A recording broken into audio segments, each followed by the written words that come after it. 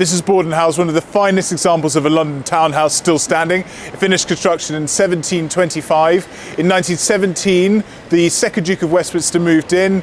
The Westminsters have now moved out, but in have moved another iconic British family. It's the Dunhills.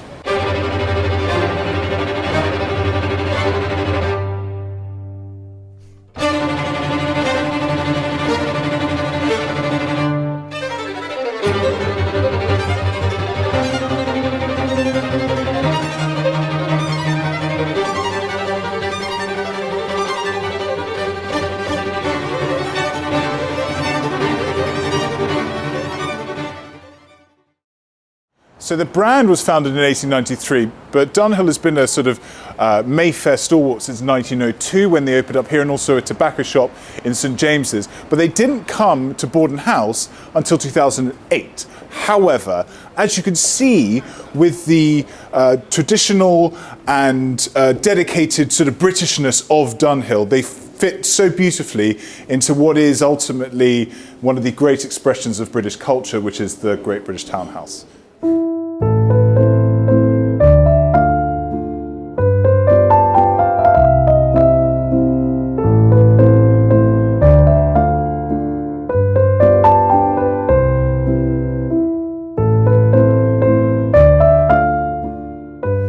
So as you can see, this room is a sort of homage to the history of Dunhill, whether it's its leatherwork or its apparatus for smoking, whether it's lighters or pipes, etc. And then on the sides we have the bags, the travel gear, the shoes, everything that is really a central part of Dunhill's DNA. But I'm not here today for shopping, I'm here for something really special. So Simon Holloway is the creative director of Dunhill, and his collection recently during Men's Fashion Week was a huge triumph at the National Portrait Gallery, and really showed how Dunhill was returning to its sartorial roots. And I am coming to the very, very crux of that, because one thing they've done is they've re-established their bespoke house. So upstairs, I'm going to go have a first consultation with Will Adams, who is the bespoke director here at Dunhill.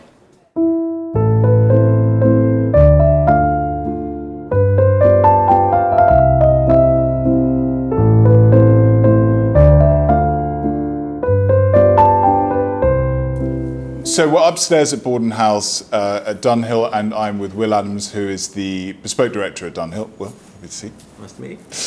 Now, we are here to talk about a new commission, and I am today going to go for a tuxedo. Now, for a little bit of background on the tuxedo. In 1865, Edward VII, also known as Dirty Bertie, my favourite of the post-Victorian kings, was bored of tailcoats, which was the standard evening wear for men, the kind of formal wear, so the white tie as we know it today.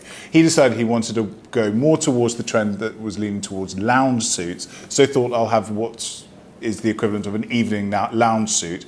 So went to his tailor and ordered a midnight blue dinner suit without tails. Soon after that, a man named James Brown Potter, who was an American industrialist, very wealthy man, was shooting with the king in Sandringham and rather took to this design, and got an order made for himself and took it back to his house in America in a little town called Tuxedo Park. The term tuxedo was born, and it has become the icon of the well-dressed Gilded Age America and beyond. And so we are here today to respect that particular tradition, because I will be debuting this in America. So there's a lot of people who would ask for a bespoke commission, and they will want to go for the essentials. And so you have your navy suits and maybe a blazer.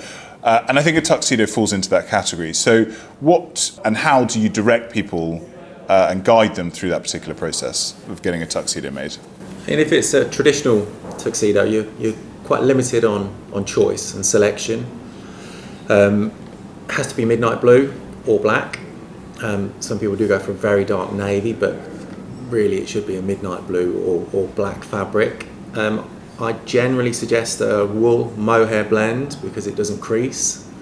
It's a garment you're not going to wear very often. Realistically, far less than a navy suit or a grey jacket suit combo.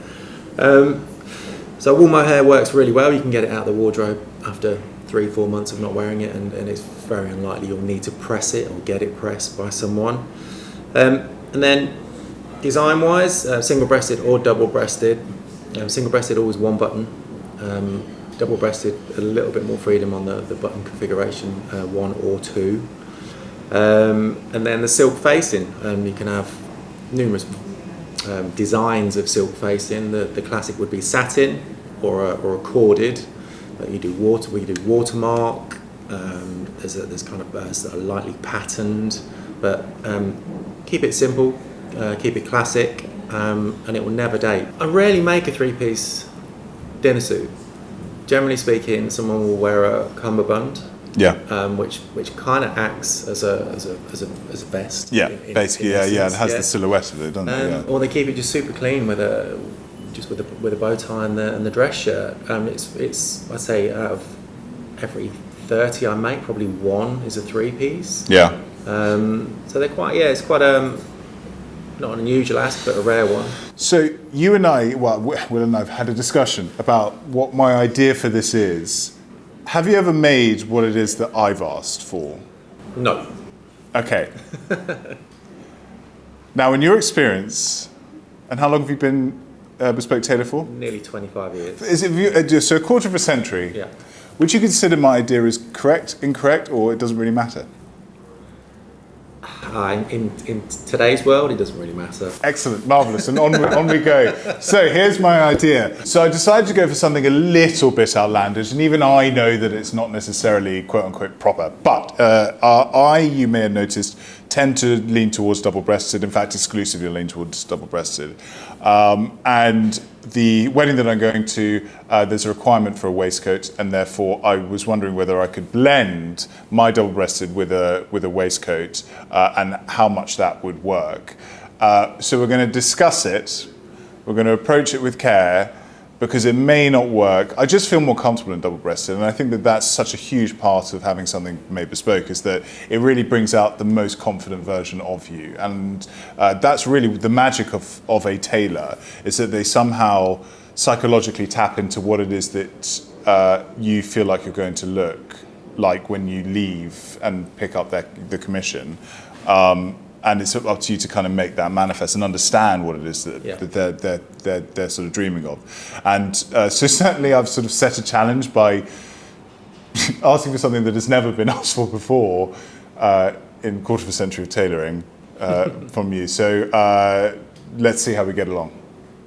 So I was taking around 17 measurements. We have not worked together before, so because of that, he's starting from scratch. The measurements, which then go to creating a paper pattern. We've spoken before on this series about the idea of rock of eye. It is the tailor's gift. It is the years and years of training, apprenticing, and learning from other master tailors about this ability to see somebody's figure, not just their measurements. I mean, is there anything, Will, that you're picking up? People always talk about my sloped shoulders and my head forward and all these sorts of things. Is there anything that you're spotting as you start measuring me? I mean, just the ones that you've mentioned, really. Down right, slightly sloping shoulder. So basically, what I'm not is entirely symmetrical, and very few people are, which is why. No one is. Yeah, exactly. So, which is why something tailored is so special, because it really takes everything into account in a way that ready-to-wear kind of can't. In terms of design, so to explain a bit more, although I sort of dropped the kind of Jeopardy bomb of a quarter of a century without seeing this before, what we've landed on is this idea of a 6x1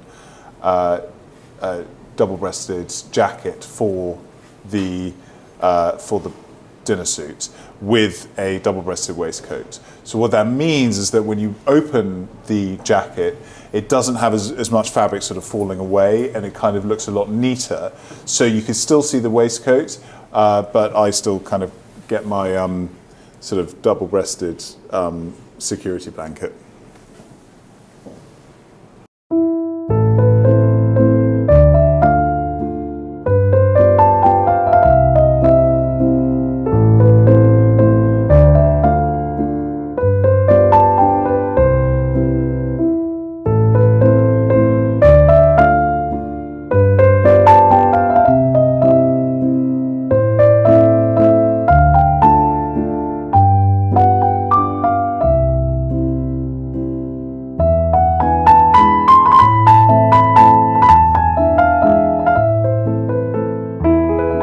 So one thing for people who are getting measured up for the first time ever, don't come and try and stand up like a soldier. You have to stand naturally. A tailor won't appreciate you pretending to be, you know, super straight and have a certain posture that is different from your daily posture, because they won't measure you correctly. And when it goes onto you and then you walk out and you return to your normal posture, it won't fit.